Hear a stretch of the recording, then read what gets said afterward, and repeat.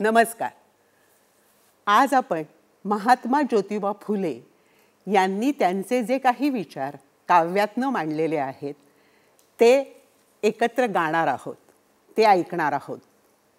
महात्मा ज्योतिबा फुले हे 19व्या शतकातले कृतिशील तत्वचिंतक आहेत असं आपण म्हणू शकतो.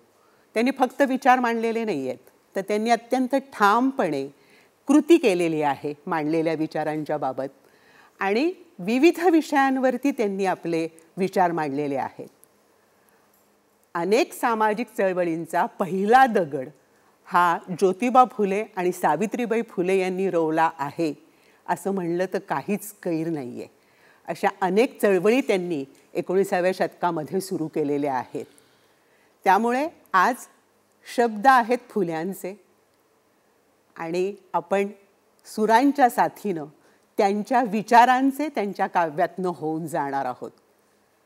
या त्यांच्या विचारांची सुरुवात करताना सर्वप्रथम आपण त्यांनी लिहिलेला 1869 साली लिहिलेला शिवाजीचा पोवाडा, पहिला छत्रपती शिवाजी महाराजांवरचा पोवाडा त्यांनी लिहिलेला आहे आणि त्यांनी सुरुवात करणार आहोत. हा जो पोवाडा आहे तो 8 भागात आहे आणि इतका पूर्ण पोवाडा आपण ऐकू शकणार नाही आहोत आत्ता, तर त्यातला काहीच भाग त्यातला ऐकणार आहोत. पण फुले म्हणतात, कुळवाडी भूषण पोवळा गातो भोसल्याचा छत्रपती शिवाजीचा. म्हणजे त्यांचे पहिल्यांदाच ते शिवाजी महाराजांना वंदन करतात आणि पोवाड्याची सुरुवात करतात. तर आपणही सुरुवात करूया या पोवाड्याने.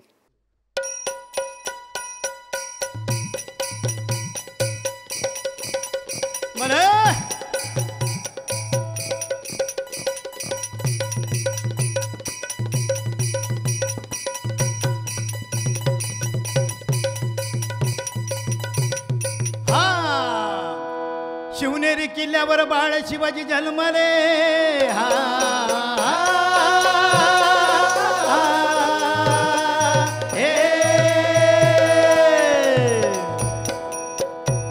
शिवनेरी किल्ल्यावर बाळ शिवाजी जन्मले, शिवाजी जन्मले, शिवाजी जन्मले. अरे जिजा मातेला पुत्र रत्न गवसले हो जीजी, अन जिजा मातेला पुत्र रत्न गवसले हो जीजी, अन जिजा मातेला पुत्र रत्न गवसले हो जीजी जीजी जी. मावळे गडी सोबतीला अन शिपाई केले उघड्याला, सोशिले उन्हा तान्हाला, नाही भ्याला पाऊस पाण्याला.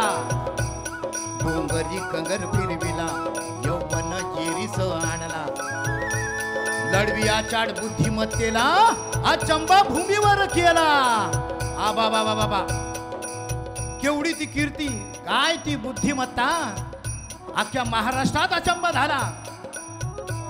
बाळगी जरी संपत्तीला, बाळगी जरी संपत्तीला, बेतानं खर्च त्यानं केला. भले माझ्या रामाजी, भले माझ्या रामाजी, भले माझ्या रामाजी जी जी जी जी. अरे वाटणी देई शिपायाला, लोभ द्रव्याचा नाही केला, लोभ द्रव्याचा नाही केला, लोभ द्रव्याचा नाही केला. अरे चतुर सावधपणाला, आधी सोडले आळसाला, आधी सोडले आळसाला, आधी सोडले आळसाला. अरे लहान मोठ्या जागला, नाही कधी तो विसरला, नाही कधी तो विसरला, नाही कधी तो विसरला. असा राजा क्षेत्रामध्ये पहिला,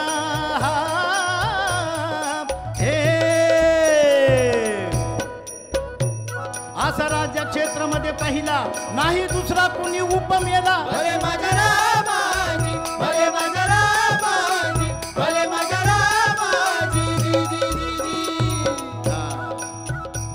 कमी नाही कारस्थानाला, कारस्थानं पण लय केली बघा. आणि तेवढी आचाड बुद्धिमत्ता असलेला आमचा हा राजा सगळ्या मावळ्यांना एकत्र केलं आणि स्वराज्याची मुहूर्तमेढ रोवली. शिवरायानं स्वराज्यासाठी आधी नांगर धरिला हाती. कमी नाही कारस्थानाला, हळूच वळवी लोकांना. युद्धी नाही कधी इसरला, सदा लावी जीव रयतेला. असा आमचा राजा. टळेना रयत सुखाला, टळेना रयत सुखाला, बनवी नव्या नव्या कायद्याला. दाद घेई लहानसानाची हा,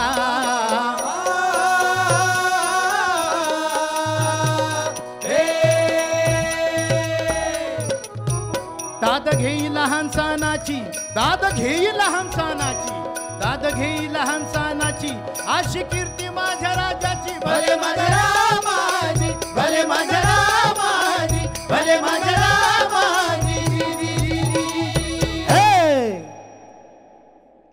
पोवाडा हा मराठी मातीतला आहे आणि मराठी मातीतला असल्यामुळे आपल्याला खूप जवळचाही वाटतो. तरीही त्यावर बाज चढवला आहे तो देवदत्त साबळे यांनी.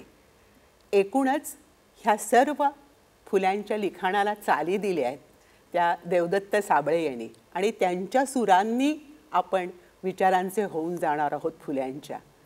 देवदत्त साबळे आपल्याबरोबर आहेत आत्ता, तर आपण त्यांच्याशी थोडंसं बोलूया की ह्या 19व्या शतकातल्या संपूर्ण लेखन आहे फुल्यांचं. हा सगळा अनुभव, वेगवेगळे त्यांचे अखंड आणि वेगवेगळ्या पद्धतीचं त्यांचं लिखाण, ह्याला चाली देण्याचा अनुभव कसा वाटला? कशा पद्धतीने विचार केला? अतिशय म्हणजे तसं खूप अवघड गोष्ट होती ही. एक तर हे एका तपस्वी माणसाचे विचार होते आणि दुसरी गोष्ट म्हणजे त्याचे शब्द जे होते ते त्या काळातले होते की आताच्या काळातल्या लोकांना ते त्यातले कित्येक शब्द माहीत पण नसतील. पण सुदैवाने मी बराचसा काळ खेड्यात व्यतीत केला आहे माझा, बालपणाचा तरुणपणापर्यंतचा. आणि विशेष म्हणजे अशाच वातावरणात मी अनुभव घेतलेले आहेत की अनेक, म्हणजे जातीभेद, उच्च नीचता, नंतर स्त्रियांना दुय्यम वागणूक वगैरे सगळं मी जवळून पाहिलेलं आहे. तर त्यामुळे हे सगळा प्रभाव माझ्यावर होता की त्यांनी जे मांडलं आहे ते मी अनुभवलं होतं, कुठेतरी पाहिलं होतं. त्यामुळे ते मांडताना, ते विचार मांडताना मला प्रत्यक्ष पेटी घेऊन चाली करायला बसावंच लागलं नाही. की प्रत्येक चाली अशा झालेल्या आहेत की त्यांची गाणी वाचल्याबरोबर मला काही काही ठिकाणी चाली सुचल्यात की जसं खोटे बोलून या, अज्ञान या पिढीने, त्यातूनच ती भावना कळते की तुम्ही वाईट वागून अडाणी लोकांचा फायदा उचलू नका, अशा ज्या भावना आहे. अशातनं अशा अनेक गाण्यातून त्यांच्या मला वेगवेगळ्या चाली सुचत गेल्या आणि ह्याच्यासाठी मला खेड्यात राहिल्याचा फार मोठा फायदा झालेला आहे. पण मी म्हणेन की देवदत्त साबळे हा पण या मातीतला कलावंत आहे. बरोबर. आणि म्हणून मला असं वाटतं की ते जोडून घेणं फुल्यांच्या शब्दांशी हे एका पद्धतीने शक्य झालं. ते पण आहे, ते पण आहे. आणि दुसरी गोष्ट काय आहे की महात्मा फुलेंनी इतक्या पोटतिडकीने लिहिलंय ते की ते कुठेतरी अंतःकरणाला भिडतं. आणि कुठलीही गोष्ट जेव्हा आपल्या अंतःकरणाला भिडते तेव्हा ती उत्स्फूर्तपणे आपल्याकडून काहीतरी कलाकृती निर्माण करते. खऱ्या कलाकाराला ते सहज साध्य होतं असं मला तरी वाटतं. अगदी बरोबर आहे.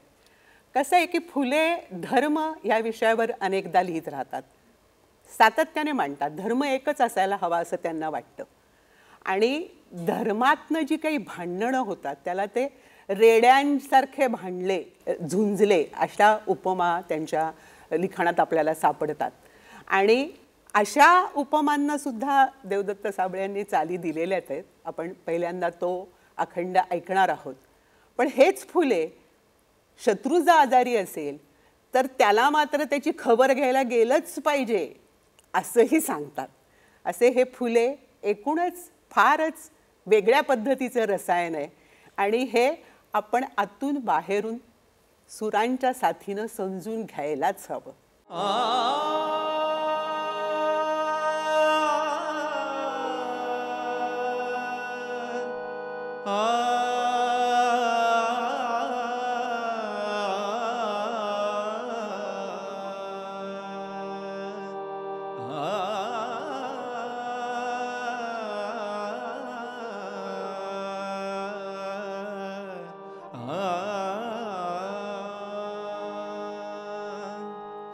जगा माझी धर्म अगणित होती,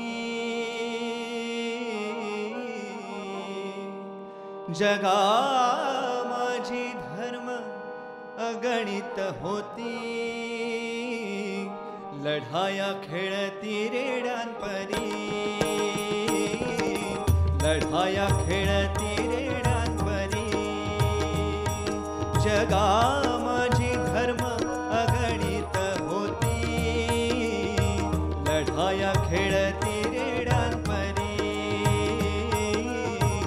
लढाया खेळती रेड्यांपरी.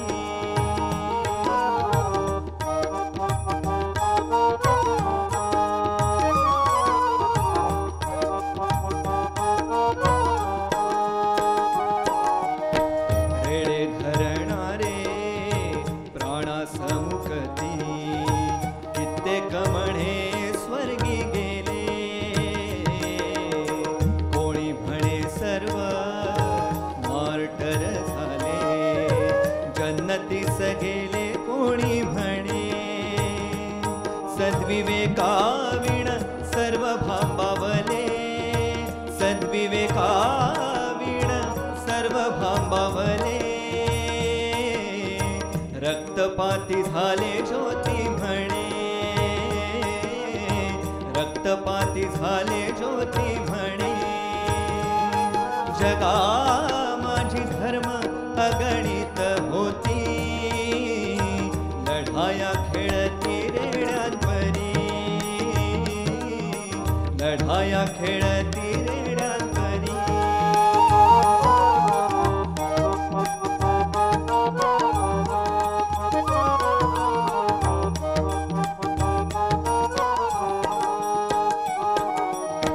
जगाच्या कल्याणा देह कष्ट व्हावा. कारणीला व्हावा सत्यासाठी. कष्टाळू क्षुद्रांचे लक्ष्मी पाय दावी. म्हणती कुणबी त्यास कोणी.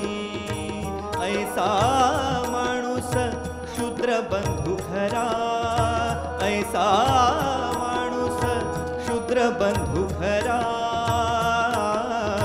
त्याचे हित करा ज्योती म्हणे. त्याचे हित करा ज्योती म्हणे. जगा माझी धर्म अगणित होती. लढाया खेळती रेड्यांपरी. लढाया खेळती रेड्यांपरी.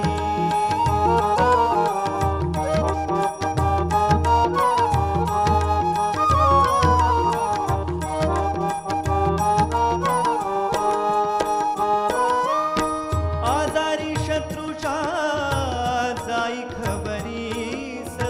साह्य करी त्यास खरा शूर. झाले गेले वर्म आणू नये मानी.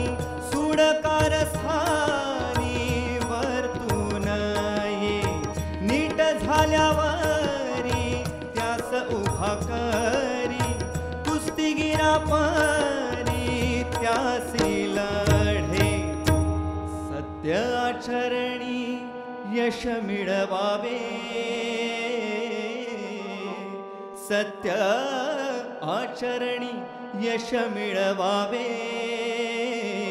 जगा दाखवावे ज्योती म्हणे. जगा दाखवावे ज्योती म्हणे. जगा माझी धर्म अगणित होती. लढाया खेळती रेड्यांपरी. लढाया खेळती रेड्यांपरी. लढाया खेळती रेड्यांपरी.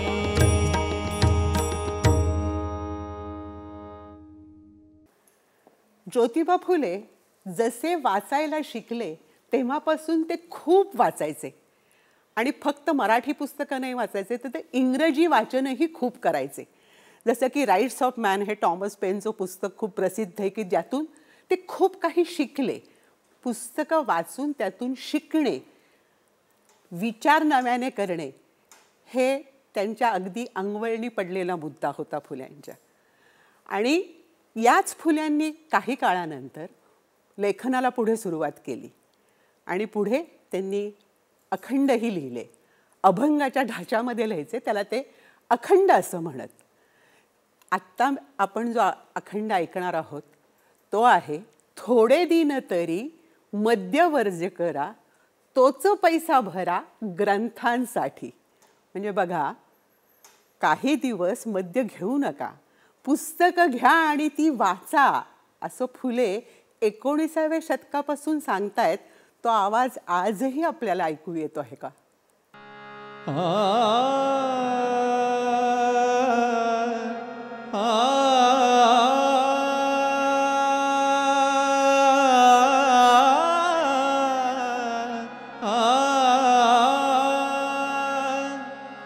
थोडे दिन तरी मध्यवर्ज करा, थोडे दिन तरी मध्यवर्ज करा, तोच पैसा भरा ग्रंथांसाठी, ग्रंथ वाचताना मनी शोध करा, घेऊ नका थारा वैरभाव.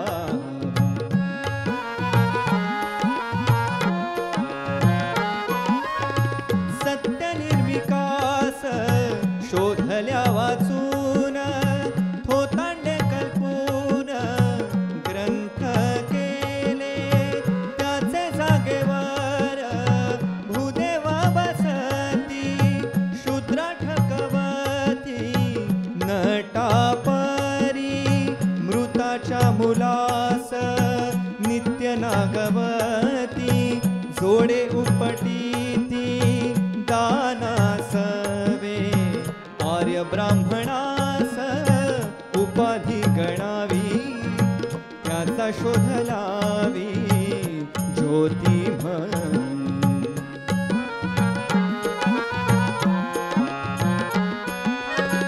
माझीच योग्यता जास्ती आहे म्हणे दावी धिटपणे अज्ञानास मूढा लुटुनिया प्रपंच करती जगी हंबरती झालो मुक्त त्याला कंचे सुख समाधान सौख्य पापी हेच मुख्य ज्योती म्हणे त्याला कंचे सुख समाधान सौख्य पापी हेच मुख्य ज्योती म्हणे.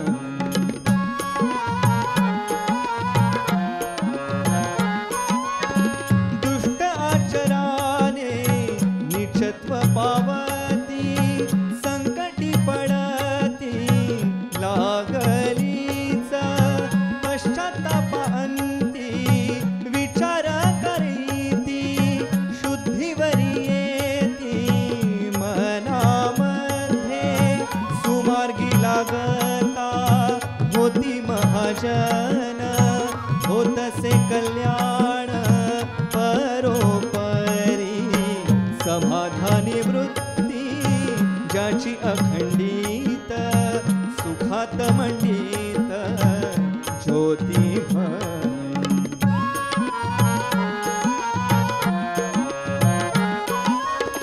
खोट्या धर्मालाही सत्याचा आधार व्यर्थ बडीवार स्वार्थासाठी लढण्याचा कित्ता संतांना घालती पिढी जात देती दुःख जगा सहिष्णुते विना नाही समाधान सहिष्णुते विना नाही समाधान एकीचे बंधन ज्योती म्हणे सहिष्णुते विना नाही समाधान एकीचे बंधन ज्योती म्हणे.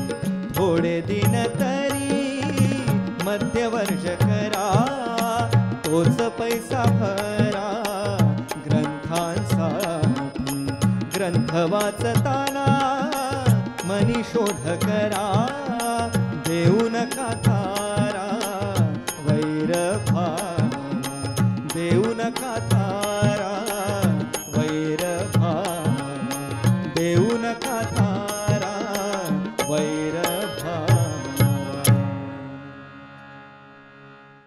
महात्मा ज्योतिबा फुले हे अत्यंत आक्रमक व्यक्तिमत्व होतं. अत्यंत सट की फट एखाद्या मुद्द्यावर बोलायचे. जसं की न्यायमूर्ती रानडे हे त्यांचे अत्यंत जवळचे स्नेही होते. विधवा विवाह झाले पाहिजेत यावर ठाम मतं मांडणारे ते दोघंही होते. मात्र रानड्यांची पत्नी गेल्यानंतर ते विधवा विवाह करू शकले नाहीत आणि त्यांनी प्रथमवर अशा एका कन्येशी लग्न केलं, रमाबाईंशी लग्न केलं. तेव्हा फुले अत्यंत चिडले, ताड ताड त्याच्यावरती ते बोलले. मात्र पुढे जाऊन न्यायमूर्ती रानडेंनी आपल्या पत्नीला शिकवायला सुरुवात केली आणि महिलांना शिकवण्याची सुरुवात करणं हा अत्यंत महत्त्वाचा मुद्दा असल्यामुळे त्यांनी भरभरून न्यायमूर्ती रानड्यांचं कौतुकही केलं. हीच फुल्यांची प्रकृती होती. अशा ज्योतिबा फुल्यांनी अनेक विषयांवर लिहिलंय. जसं मी सांगते की धर्म, स्त्रिया, तसं त्यांनी पैसे कमवणं, शेअर मार्केट, जमिनी विकणं अशा मुद्द्यांवरही लिहिलंय. आपल्याला वाटेल 21व्या शतकातच हे लिहिलंय का काय, अशा पद्धतीचं ते लेखन आहे पूर्णपणे. फुले म्हणतात, जळो जळो तुमचे जिणे, उद्योगाआधी ताजे खाणे.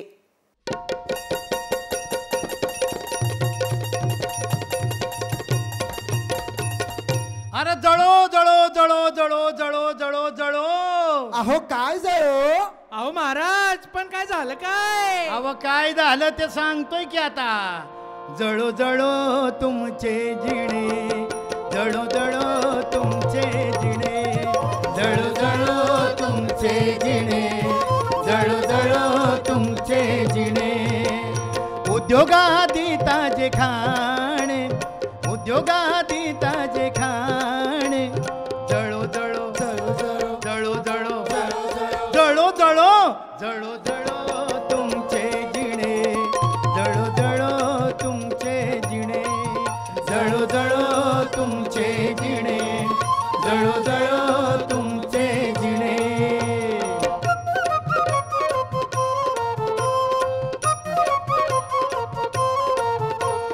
सर्व दुर्गुणांचा आळसा हा पिता, बालपणी किता मुली मुला. तरुणपणात दुर्गुणी संसार, वृद्धपणी करी हाय हाय. उद्योगा सोडून कलाल बनती, शिव्या शाप देती जना माझी. आळशास सुख कधीच मिळेना, शांतता पावेना ज्योती म्हणे. जळो जळो जळो जळो जळो जळो जळो जळो तुमचे जिणे, जळो जळो तुमचे जिणे, जळो जळो तुमचे जिणे, जळो जळो तुमचे जिणे.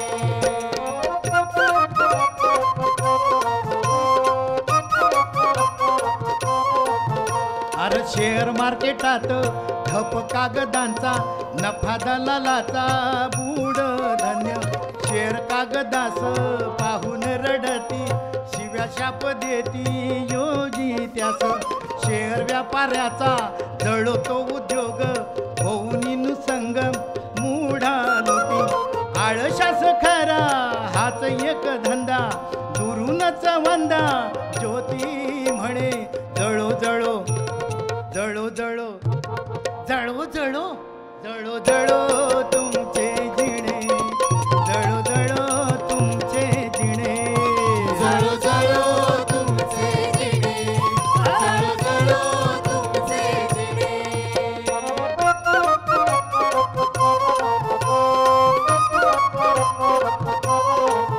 अहो सधन जगात मारुनिया गप्पा, देई व्यर्थ थापा पैसा लुट.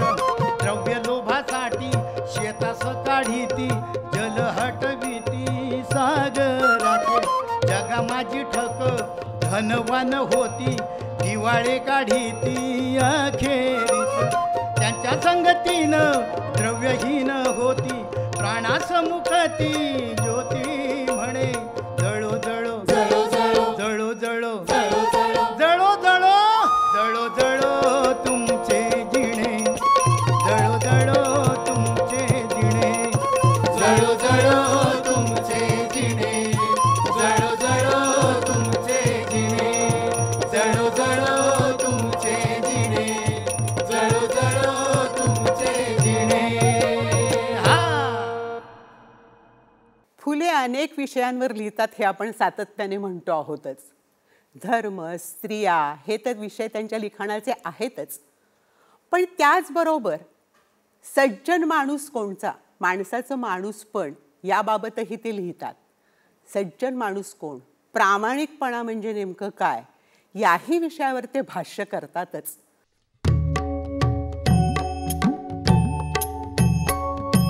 खोटे बोलूनिया अज्ञान्या पिडणे, लुटुनिया खाणे भावंडास, विश्वासघाताने मित्रास नडणे, न भेट लक्षणे सज्जनांची.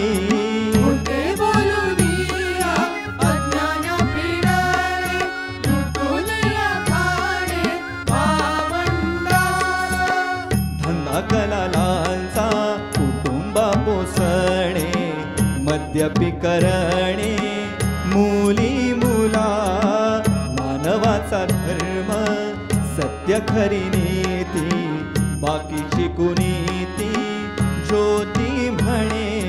खोटे बोलूनिया अज्ञान्या पिडणे, लुटुनिया खाणे भावंडास, प्रामाणिकपणा ज्याचे असे पोटी, दावी तो सचोटी सर्व जना. कृतज्ञ होऊनी मानवा सांभाळी, निर्मिकाचे बळ तुझवरी, नम्र होऊनी या रक्षा सौजन्यास, झटा उद्योगास निशिदिनी, मानवाचा धर्म सत्य सर्व नीती, बाकीची कुरापती ज्योती म्हणे.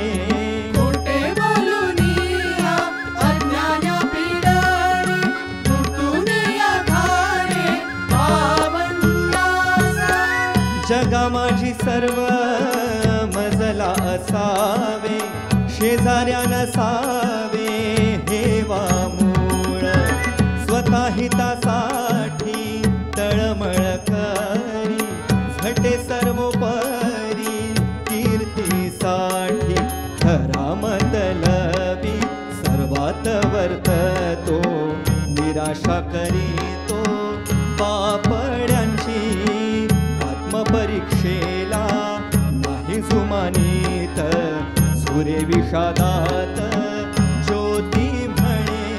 खोटे बोलूनिया अज्ञान्या पिडणे, लुटुनिया खाणे भावंडास, खोटे बोलूनिया अज्ञान्या पिडणे, लुटुनिया खाणे भावंडास. ज्योतिबा फुले हे ईश्वर ही संकल्पना मान्य करायचे. यावर कोणी म्हणेल अंधश्रद्धाळू होते का काय ते, तर ते अजिबातच अंधश्रद्धाळू असणं शक्यच नाही. ते ईश्वर ह्या कल्पनेला निर्मिक म्हणायचे. निर्माण करणारा तो निर्मिक, आणि त्या निर्मिकाला ते वंदन करायचे. अर्थात निसर्गाला निर्मिक असं त्यांचं नाव होतं, आणि त्यामुळे ते निसर्गाला वंदन करायचे असं आपण म्हणू शकतो. मात्र ते अत्यंत ठामपणे निर्मिक ही संकल्पना कायम मांडतात. त्यांच्या अखंडामध्ये तर आपल्याला निर्मिक सातत्याने भेटतच असतो. ते म्हणतात काय, सर्वांचा निर्मिक आहे एक धनी, त्याचे भयमनी धरा सर्व, न्यायाने वस्तूंचा उपभोग घ्यावा, आनंद करावा भांडू नये. सर्वांचा निर्मिक आहे एक धनी, त्याचे भयमनी धरा सर्व, त्याचे भयमनी धरा सर्व.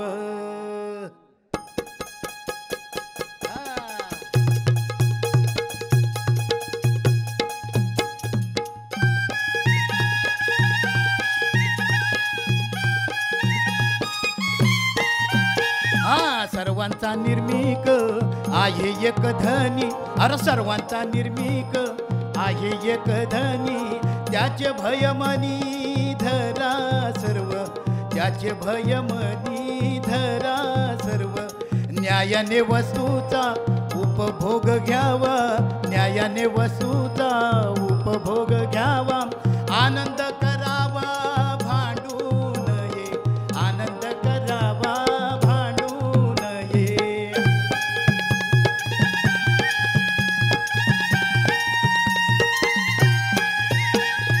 धर्मराज्य भेद मानवा नसावे सत्याने वर्तावे ईशासाठी अरे धर्मराज्य भेद मानवा नसावे सत्याने वर्तावे ईशासाठी सर्व सुखी भावे अरे भिक्षा मी मागतो हा सर्व सुखी भावे भिक्षा मी मागतो आर्यास सांगतो ज्योती म्हणे आर्यास सांगतो ज्योती म्हणे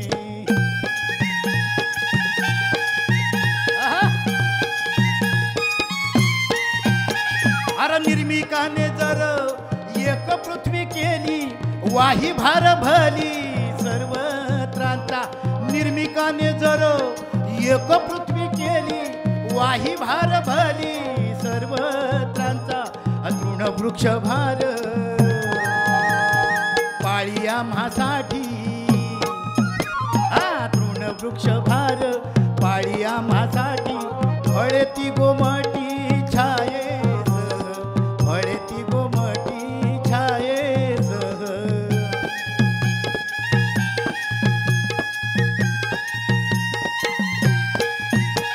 अरे एक सूर्य सर्वा प्रकाशाच देतो उद्योगाला वैतो प्राणी मात्रा मानवासहित प्राण्यांचे जीवन सर्वांचे पोषण तोच करी अरे सर्वा सुख देई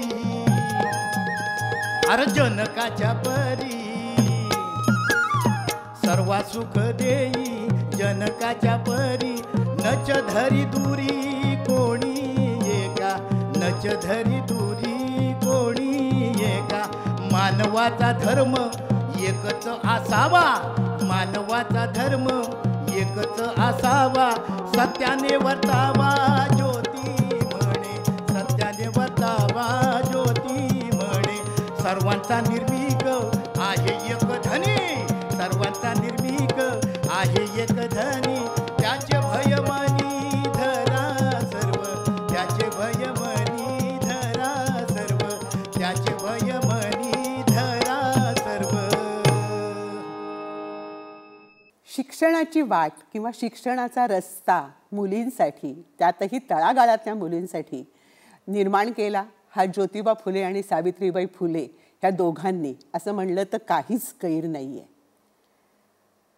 19व्या शतकात फार पूर्वी ते स्वतः शूद्र अतिशूद्रांच्या मुलांना शिकवायला पाहिजे यासाठी अभ्यास करायला म्हणून नगरच्या काही शाळांना भेटी द्यायला गेले होते. कारण तिथे अनेक ख्रिश्चन समाजाच्या शाळा होत्या.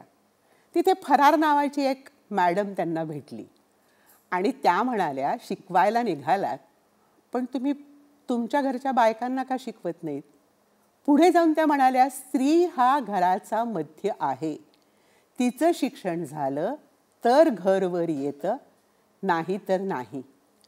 हा विचार फुल्यांच्या डोक्यात पूर्णपणे घुसलाच आणि ते घरी आले तेच सावित्रीला आपण शिकवायचं या विचारांनी झपाटल्यासारखे. सावित्रीला त्यांनी शिकवलं. सावित्री शिकली.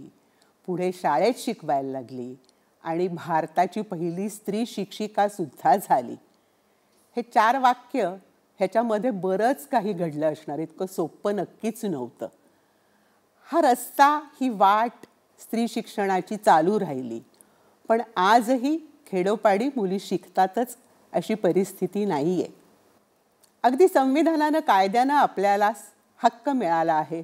स्त्रियांना शिकण्याचा हक्क मिळाला आहे. हे जरी सगळं खरं असलं तरीसुद्धा अजूनही वाट खूप सोपी नाहीच आहे स्त्रियांसाठी. परिस्थिती खूप बदलली आहे असं नाही आहे. आणि म्हणून त्या काळात फुल्यांनी लिहिलेला हा जो अखंड आहे तो खूपच महत्त्वाचा आहे. फुले म्हणतात शूद्र जैसा तैसीच स्त्री ही दीन. दीन आहे स्त्री.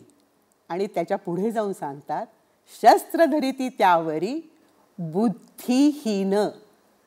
अशा समाजाला बुद्धिहीन म्हणायला ते अजिबात कचरत नाहीत, कचरणं शक्यच नाही.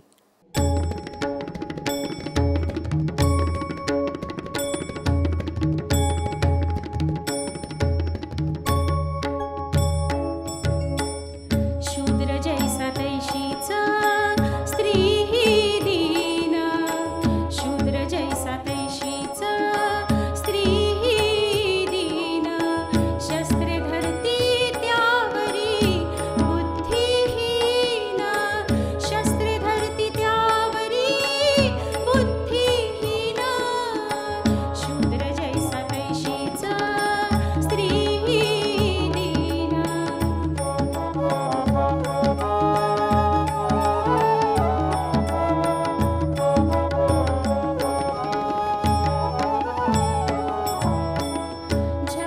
जपानुष्ठाने स्त्रिया मुले होती, तुझ्या का करीती मुलांसाठी, ज्यांची जैसी कर्मे तैसी फळा येती, शिक्षा ती भोगती जगा माझी, कुळ अभिमान कधी ना मिरवी, कोणास न दावी अर्थ दंभ, अशा मानवास गुणज्ञ म्हणावे, अशा मानवास गुणज्ञ म्हणावे.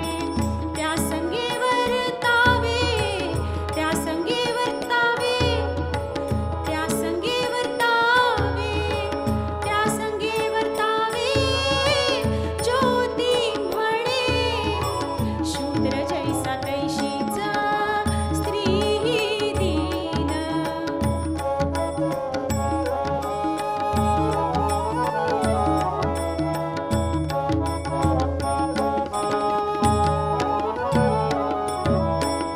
पोटी बाळगुनी जन्म त्यास दिला, पाजीला पोशिला माऊलीने, सर्वांभूती दया माता सेवे वीणा, म्हणेना सज्जन कोणी त्यास, दंभ भक्तीसाठी संन्यासी बनती, ओढती संतती जगा माझी, आद्य पाखंडाने माते कष्ट देती, आद्य पाखंडाने माते कष्ट देती.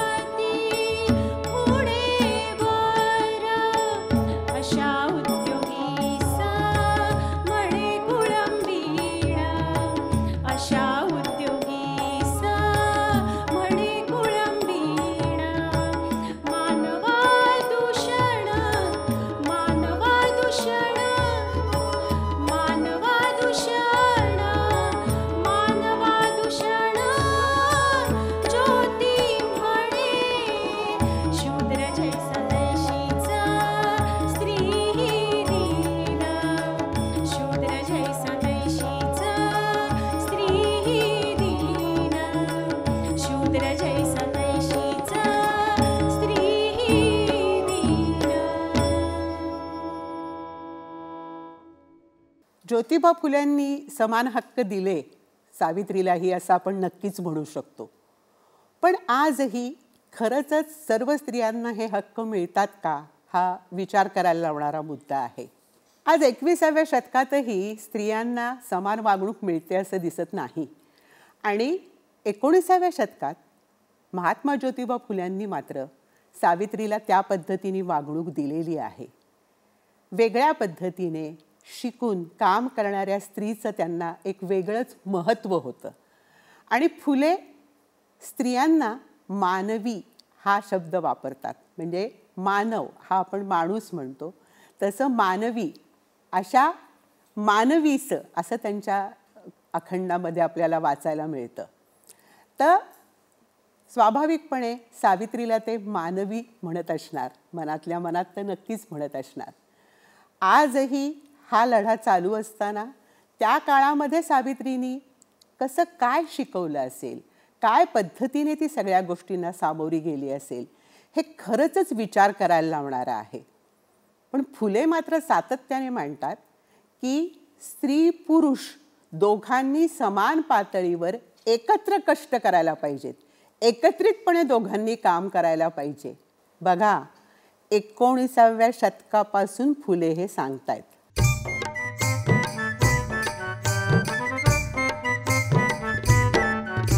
स्त्री पुरुष सर्व कष्टकरी व्हावे, कुटुंबा पोसावे आनंदाने.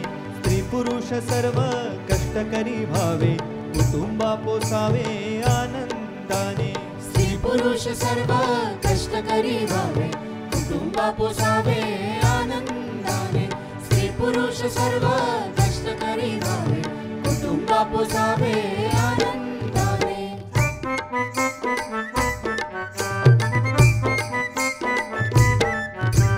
नित्य मुली मुला शाळेत घालावे, अन्नदान द्यावे विद्यार्थ्यांस. सार्वभौम सत्य स्वतः आचरावे, सुखे वागवावे पंगू लोका. अशा वर्तनाने सर्वा सुख द्यावे, अशा वर्तनाने सर्वा सुख द्यावे. स्वतः सुखी व्हावे ज्योती म्हणे. स्त्री पुरुष सर्व कष्टकरी व्हावे, कुटुंबा पोसावे आनंदाने. स्त्री पुरुष सर्व कष्टकरी व्हावे, कुटुंबा पोसावे आनंदाने.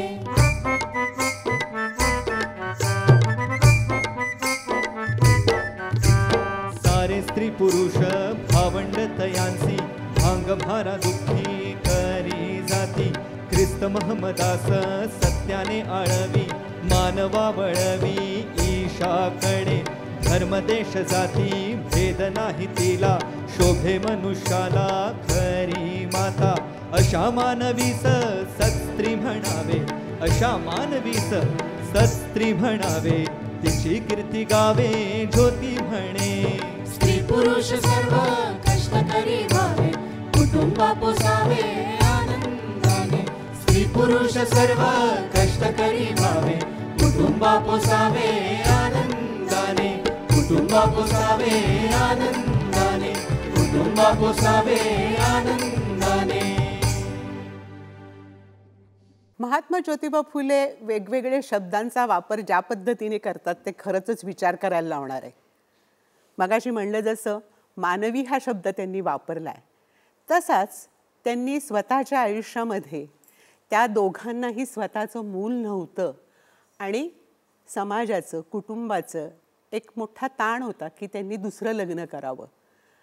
ज्योतिबांचं म्हणणं होतं मला तिला सवत आणायला जो अधिकार आहे तर ती मला सवता का नाही आणू शकत. सवता हा शब्द फुल्यांनी वापरलेला आहे. उच्च नीच, हा मोठा तो लहान असे कोणतेच मुद्दे फुल्यांनी कधीच स्वीकारले नाही. फुले म्हणायचे की विद्येविना मती गेली, मतीविना नीती गेली, नीतीविना गती गेली, गतीविना वित्त गेले आणि वित्ताविना क्षुद्र खचले.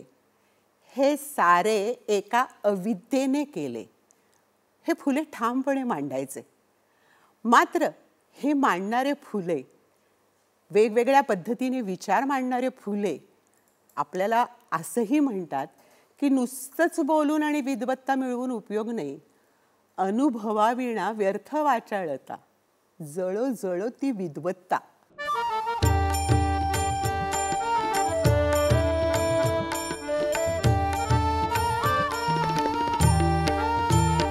अनुभवाविण व्यर्थ वाचाळता, अनुभवाविण व्यर्थ वाचाळता. जळो जळो जळो जळो जळो जळो ती विद्वत्ता ज्योती म्हणे. अनुभवाविण व्यर्थ वाचाळता, अनुभवाविण व्यर्थ वाचाळता.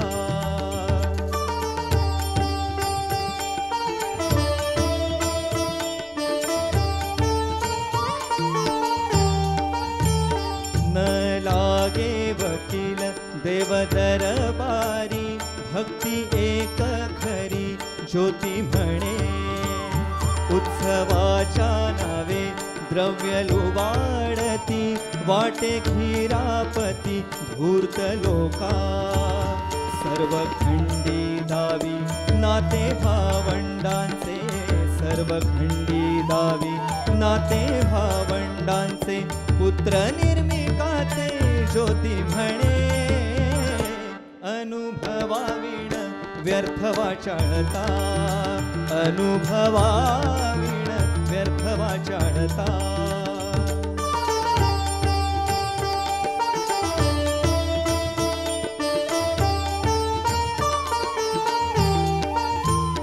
दुष्ट आचाराने मनी भय दिसे, चिंता क्रांत दिसे मुद्रा त्यांची.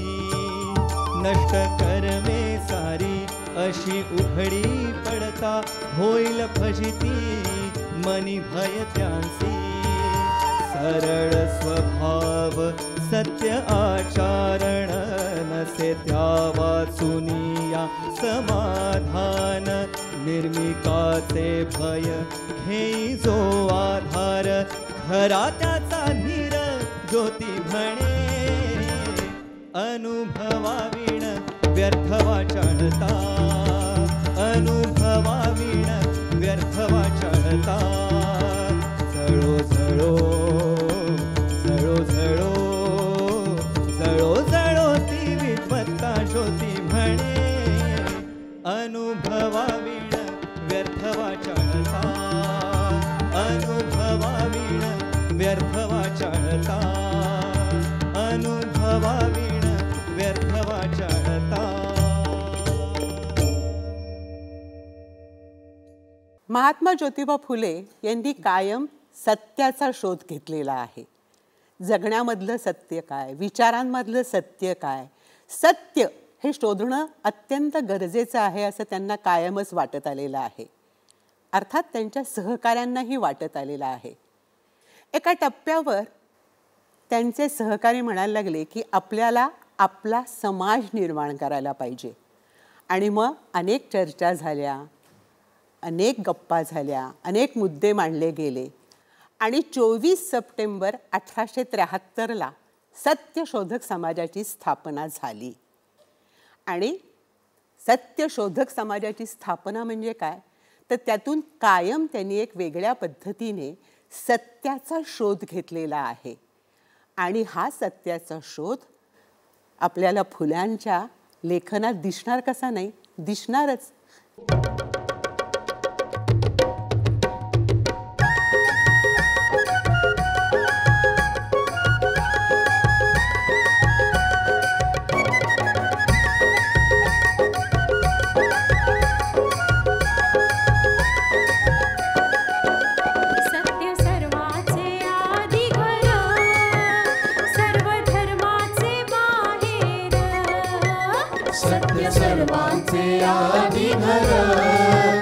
सर्व धर्मांचे माहेर.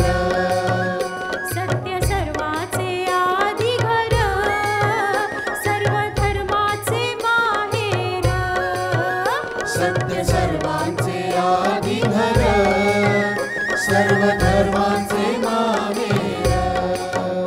जगा माझी सुख सारी खास सत्याची ती मोरे. जगा माझी सुख ज्योती पोरे सत्य सुखाला आधार बाकी सर्व अंधकार सत्य सुखाला आधार बाकी सर्व अंधकार आहे सत्याचा बाजोर काडी भंडाचा तो नीर आहे सत्याचा बाजोर काळी भंडाचा तो नीर सत्य सर्वाचे आधी घर सर्व धर्माचे माहेर सत्य सर्वांचे आधी घर सर्व धर्मांचे माहेर बळ सत्याचे पाहुनी बहुरूपी जळे मनी खरे सुख नटा नवे सत्य ईशावर चूप आहे बळ सत्याचे पाहुनी बहुरूपी जळे मनी बळ सत्याचे पाहुनी बहुरूपी जळे मनी खरे सुख नटा नवे सत्य ईशावर चूप आहे खरे सुख नटा नवे सत्य ईशावर चूप आहे ज्योती प्रार्थी सर्व लोका व्यर्थ डंभा पेटवू नका ज्योती प्रार्थी सर्व लोका व्यर्थ डंबा पेटवू नका सत्य सर्वाचे आधी घर सर्व धर्माचे माहेर सत्य सर्वाचे आधी घर सर्व धर्माचे माहेर सत्य सर्वाचे आधी घर सर्व धर्माचे माहेर फुल्यांनी धर्मावर लिहिलंय हे आपण म्हणलंच आणि एकच धर्म असायला हवा असं त्यांना सातत्याने वाटायचं ही जी परिस्थिती नाही आहे पण धर्मावर मांडणारे हे फुले निर्मिक हा शब्द वापरणारे फुले देवांचा विचार करतात की नाही करतात ना देवांवरही ते लिहितात आणि निर्मिक शब्द मांडणारे सत्याचा शोध घेणारे असे ज्योतिबा फुले देवांबाबत काय म्हणतात ते ऐकायला हवं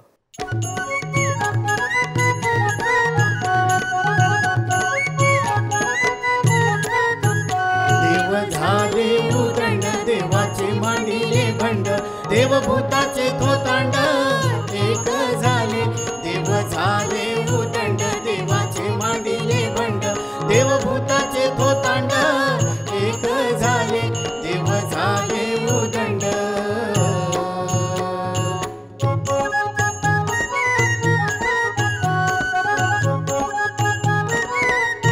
मुख्य देवा तो कळेना कशास काही मिळेना कशास एक वळेना झाले अनावर ऐसा नासला विचार कोण पाहतो सारा सार कैचा लहान कैचा थोर काही कळेची ना काही कळेची ना काही कळेची ना काही कळेची ना काही कळेची देव झाले उदंड देवाचे मांडिले भंड देवभूताचे थोतांड एक झाले देव झाले उदंड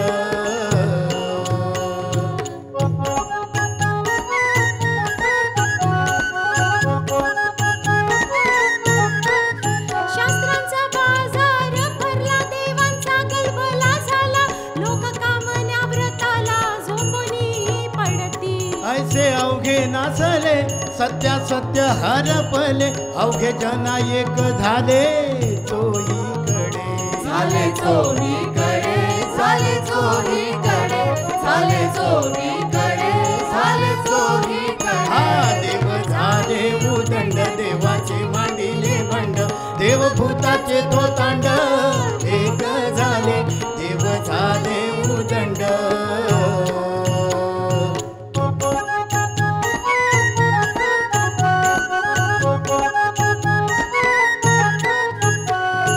मतांचा गलबला कोणी पुसेना कोणाला जो जिमती सापडला तयासी तो थोर असत्याचा अभिमान तेणे पाविजे बदन म्हणून या ज्ञाती जन सत्याला शोधिती सत्याला शोधती सत्याला शोधती सत्याला शोधती सत्याला शोधती देव झाले उदंड देवाचे मांडिले भंड देवभूताचे थोटांड एक झाले देव झाले उदंड मांडिले भंड देवभूताचे थोटांड एक झाले देव झाले उदंड. 19व्या शतकामध्ये भक्ती संप्रदाय हा अत्यंत महत्त्वाचा होता आणि म्हणूनच भक्ती संप्रदायातले अभंग जे काही आहेत तो अभंगांचा ढाचा ज्योतिबा फुल्यांनी वापरलेला आहे. मात्र ज्योतिबा फुले त्याला अखंड म्हणतात, अभंग नाहीत म्हणत. तर त्यांचे अखंड म्हणजे ज्योतिबांचे अखंड म्हणूनच ते आपल्याला माहिती आहेत. असे अनेक अखंड ज्योतिबांनी लिहिलेले आहेत आणि अशा अखंडांची मालिका आपण ऐकतो आहोत. धर्म, स्त्रिया हे सगळे विषय जसे झाले तसे माणसाच्या आळशीपणावर सुद्धा ज्योतिबा लिहितात. ही मोठी गंमत आहे.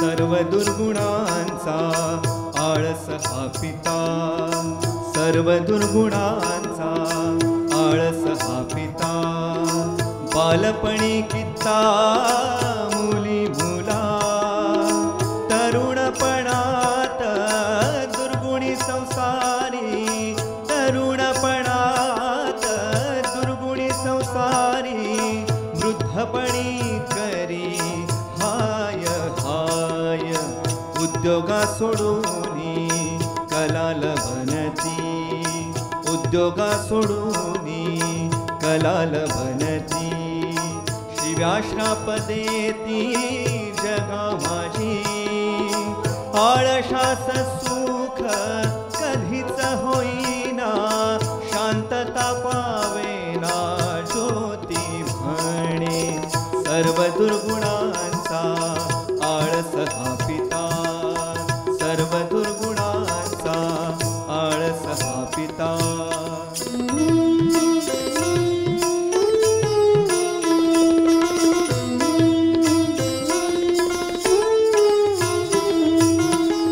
धनाढ्य आळशी जुवेबाज होती चोरून खेळती एकीकडे द्रव्य हारताच शेतावर पाळी सर्व देई बळी घरासह सर्व ऋतूंमध्ये फिरे नंगा भूका मारितसे हाका पोटासाठी आळशाचा धंदा निसंग होती आळशाचा धंदा निसंग होती ठिकेस लागती ज्योती म्हणे तरुणपणात दुर्गुणी संसारी तरुणपणात दुर्गुणी संसारी वृद्धपणी करी हाय हाय सर्व दुर्गुणांचा आळस हा पिता सर्व दुर्गुणांचा आळस हा पिता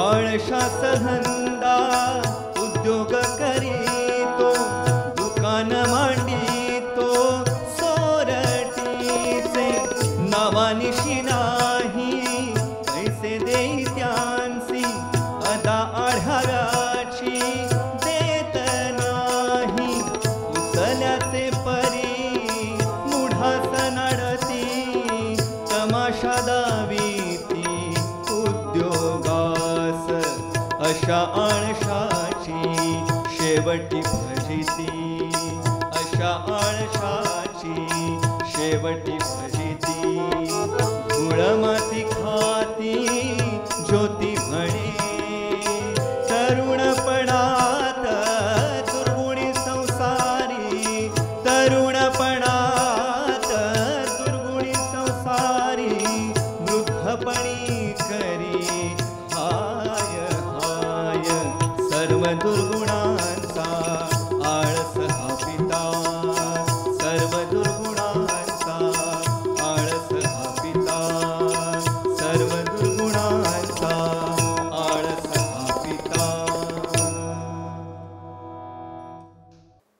महात्मा ज्योतिबा फुल्यांनी अभंगांच्या ढाच्यामध्ये अनेक अखंड लिहिलेले आहेत आणि आपले विचार मांडलेले आहेत. त्याच पद्धतीने त्यांनी आरती हा ढाचासुद्धा वापरलेला आहे. अनेक देवांच्या आरत्या आजही प्रसिद्ध आहेत. लोक अत्यंत मनापासून त्या आरत्या गात असतात. फुल्यांनी पण आरती लिहिलेली आहे. फुले आरती लिहितात ती मात्र सत्याबद्दल लिहितात, सत्याची आरती लिहितात. कारण फुल्यांचा शोध हा कायमच सत्याचा आहे, सत्यशोधक समाजासह आहे आणि म्हणून फुल्यांना सत्याची आरती खूप महत्त्वाची वाटते. आणि म्हणूनच या अखंडाची ही संपूर्ण आपली यात्रा आपण त्याचा शेवट या आरतीने करूयात, सत्याच्या आरतीने. सेवूया सत्य राजा महाप्रांजळ तेजा, शोधिती निर्वाणी मन वेधीले काजा. सेवूया सत्य राजा लोपले सत्य जनी, हित नेणते कोणी धर्म रचिले बहु अपहित साधुनी. सेवूया सत्य राजा शोधिता सत्य धर्मा, पावलो भुजवर्मा. विटलो खोट्या धर्मा, त्यागिले नीच कर्मा. देवा नित्य स्वरोनी धरा सत्य माताला, खोटा धर्म सोडूनी धरा बंधु प्रीतीला. अहम ब्रह्म होनी त्यागू नको दिनाला, सोवाळे रे बनुनी चढू नको गर्वाला. सेवूया सत्य राजा पीडा पीडा मरदूनी, सेवा बळी राजाला. स्वतः श्रम करूनी पोस स्वकुटुंबाला. सदा सत्य वरोनी सोड धूर्त माताला. विद्या क्षुद्रा देवोनी लाजवी भूदेवाला. शूद्र जन सेवोनी अर्पिती ईश्वराला. मंडमत खो